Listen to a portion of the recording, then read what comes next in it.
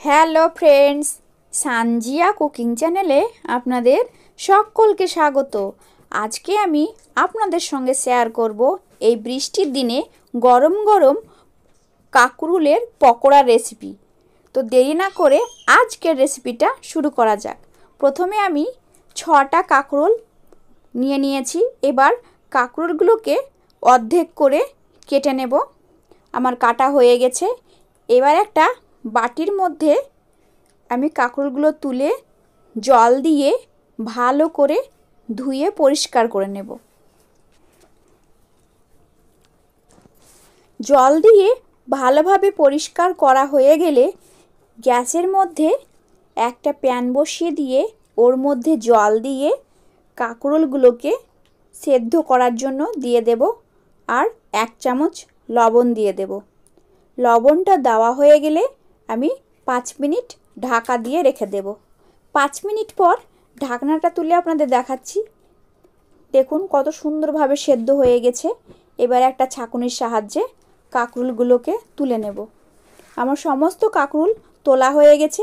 এবার একটু ঠান্ডা করে নেওয়ার পর একটা চামচের সাহায্যে যে কাঁকরোলের বীজটা আছে সেটাকে আমি বের করে নেব।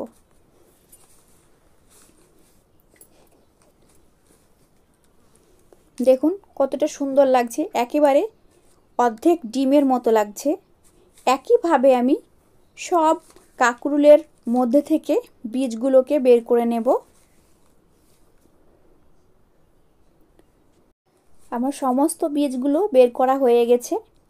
এবার যে বীজগুলো আছে সেগুলো একটা মিক্সিং জারের মধ্যে ভরে দেব।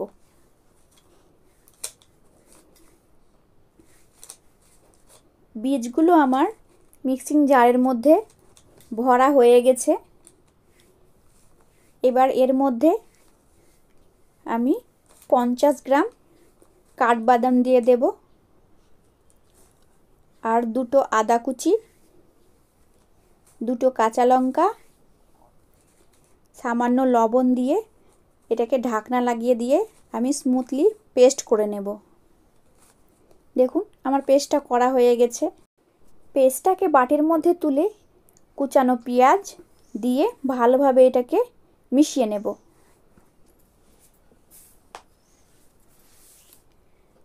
ভালোভাবে এই পেস্টটা মেশানো হয়ে গেছে। এবার যে কাঁকরোলটা আমি বীজ ছাড়িয়ে রেখেছিলাম সেই কাঁকরোলগুলো নিয়ে আমি এই পেস্টটাকে এই কাঁকরোলের মধ্যে ভরে দেব। সুন্দরভাবে ভরে নিতে হবে। দেখুন এইরকমভাবে। একইভাবে আমি সমস্ত কাঁকরোলের মধ্যে এই পুরটাকে ভরে দেব।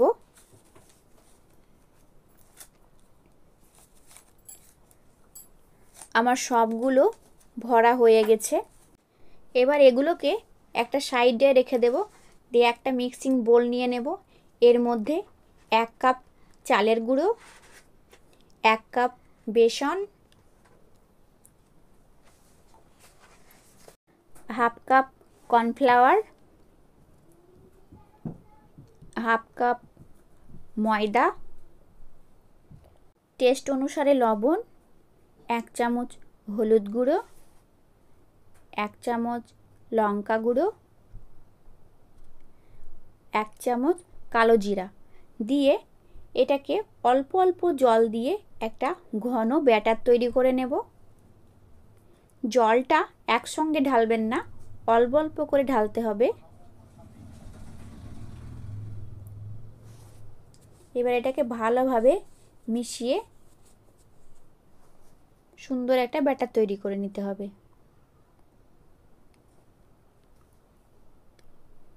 দেখুন ব্যাটারটা এরকমভাবে ঘন করে নিতে হবে।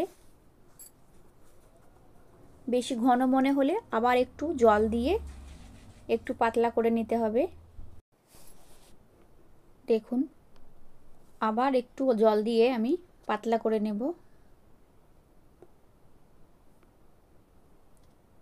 আমার ব্যাটারটা তৈরি হয়ে গেছে। এবার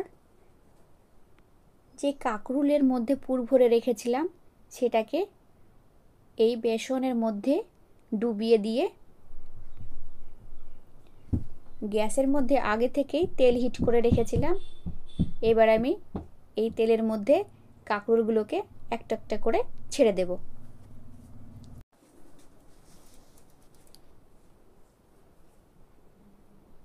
আমার তেলের মধ্যে দেওয়া হয়ে গেছে। এবার একটু পরে উল্টে পাল্টে এটাকে ভেজে নিতে হবে।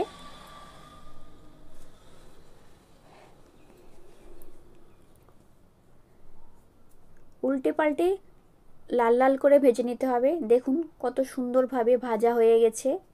এবার একটা একটা করে আমি কাঁকরুলের পকোড়াটাকে তুলে নেব।